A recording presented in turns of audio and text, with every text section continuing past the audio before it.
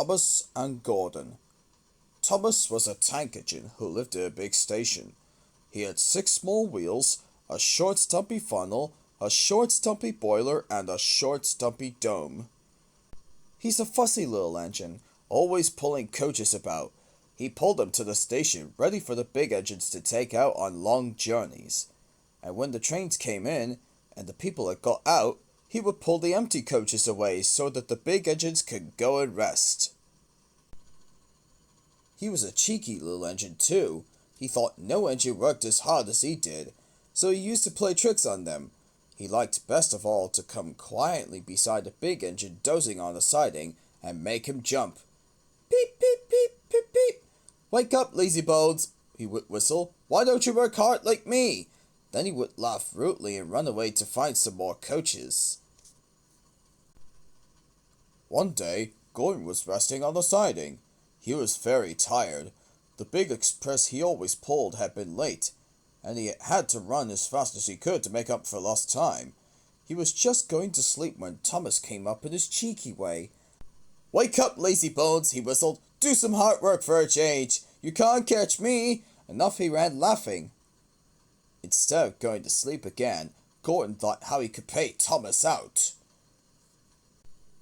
One morning, Thomas wouldn't wake up. His driver and fireman couldn't make him start. His fire went out and there wasn't enough steam. It was nearly time for the express. The people were waiting, but the coaches weren't ready. At last, Thomas started. Oh dear, he yawned. Come on, said the coaches. Hurry up! Thomas gave them a rude bump and started for the station. Don't stop dawdling, don't stop dawdling, he grumbled. Where have you been? Where have you been? Asked the coaches crossly. Thomas fussed into the station where Gordon was waiting. Poop, poop, poop.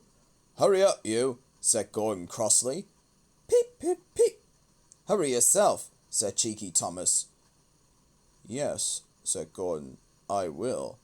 And almost before the coaches had stopped moving, Gordon came out of his siding and was coupled to the train. Poop, poop, he whistled. Get in quickly, please. So the people got in quickly, the signal went down, the clock struck the hour, the guard waved his green flag, and Gordon was ready to start. Thomas usually pushed behind the big trains to help them start, but he was always uncoupled first, so that when the train was running nicely, he could stop and go back. This time he was late, and Gordon started so quickly that they forgot to uncouple Thomas. Poop, poop, said Gordon. Peep, peep, peep, whistled Thomas. Come on, puffed Gordon to the coaches. Pull harder, puffed Thomas to Gordon. The heavy train slowly began to move out of the station. The train went faster and faster. Too fast for Thomas. He wanted to stop, but he couldn't. Peep, peep, stop, stop, he whistled.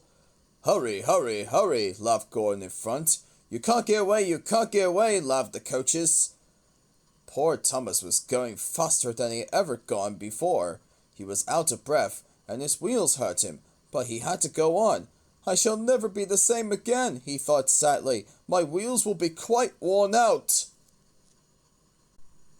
At last they stopped at a station.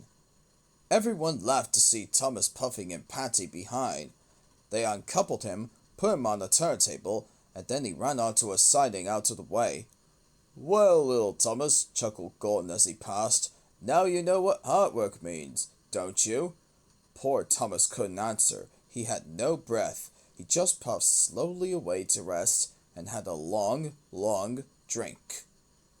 He went home very slowly and was careful afterwards never to be cheeky to Gordon again.